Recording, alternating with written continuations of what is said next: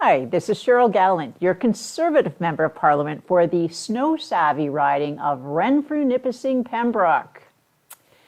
Ontario's Chief Medical Officer announced the province is now distinguishing patients who are admitted to hospitals for COVID versus those admitted for other reasons but tested positive. This is meant to identify the incidental cases from patients hospitalized due to COVID. Quote, "It may be that some of these deaths are incidentally correlated to COVID-19. Roughly 45% of admissions to hospital are incidental to being diagnosed with COVID-19. In the intensive care unit, roughly 20% are incidentally testing positive." End quote. Finally, an admission that the daily death totals blaring every 20 minutes, posted in the upper corner and scrolling across every TV screen over the last 2 years by the paid-off legacy media, may have been skewed. One of my colleagues, Rachel Thomas, innocently shared a Sun News article which drew attention to the problem around the granularity of the reported data way back in the fall of 2020. Trudeau's CBC lied about the content of the article she shared and accused her of spreading misinformation.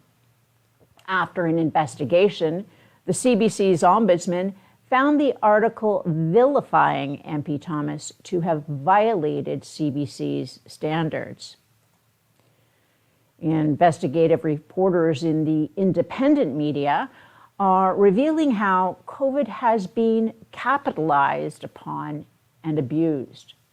Last week, we talked about Health Canada using your tax dollars to purchase information on our individual movements.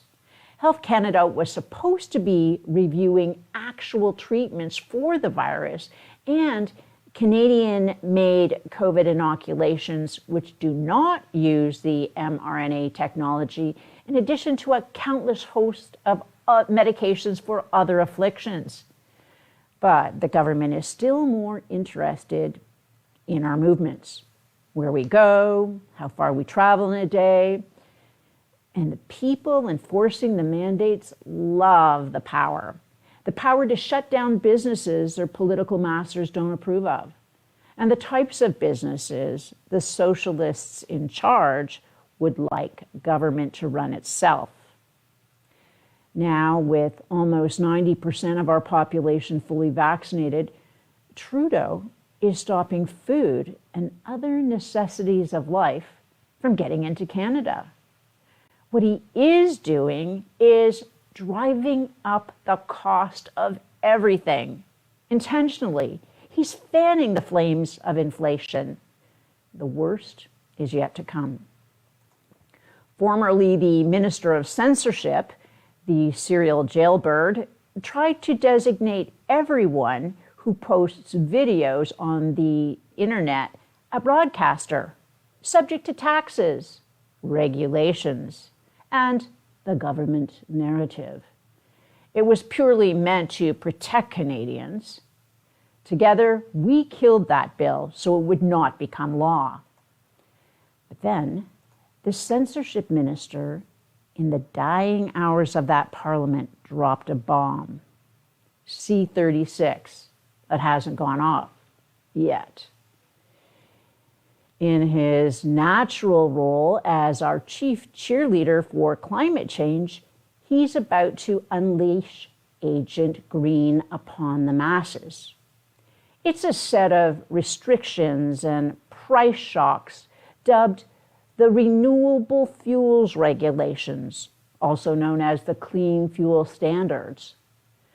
This Trudeau apostle is triggering reductions in the amount of fuel that is permitted to be refined in or imported into Canada. Existing fuel is to be further diluted with ethanol. Unless you're a professional race car driver or foreign transport company, the higher octane fuel is not reserved for you.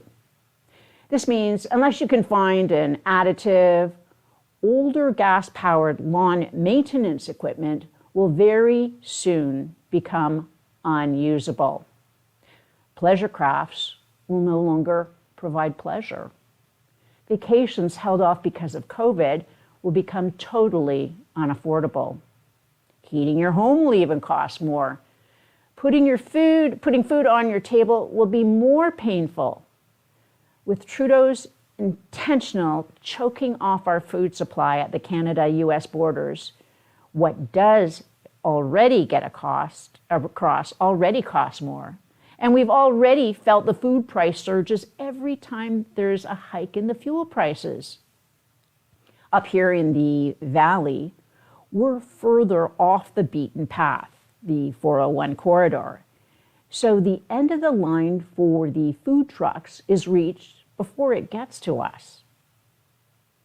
Hunting and fishing is not only a reason why many of us live here in the Ottawa Valley, but it also supplements our food supply. This year's fall hunt was not successful for everyone, so much so that even when a deer is accidentally hit by a vehicle, it becomes a source of food.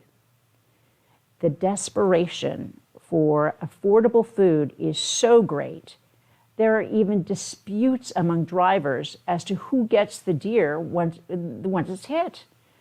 Arguments over roadkill. This is what Trudeau's socialist regime has driven Canadians to. And now he wants to take our guns. In the months to come, Trudeau wants Canadians to surrender their firearms.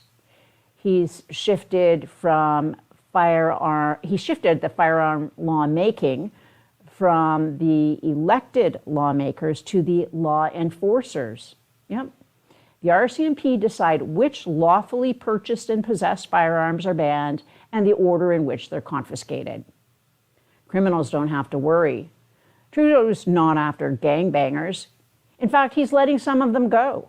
He's removing the mandatory sentences for people who commit crimes using firearms so they can commit more crimes and clog the court system up even more, so more criminals can go free. Do you think, given the $1 trillion of Trudeau's government debt, he should be blowing another $1 billion on taking legally acquired and possessed firearms stored in locked safes from their lawful owners? Tell me in the comments below. Live from Ottawa, this is Cheryl Gallant.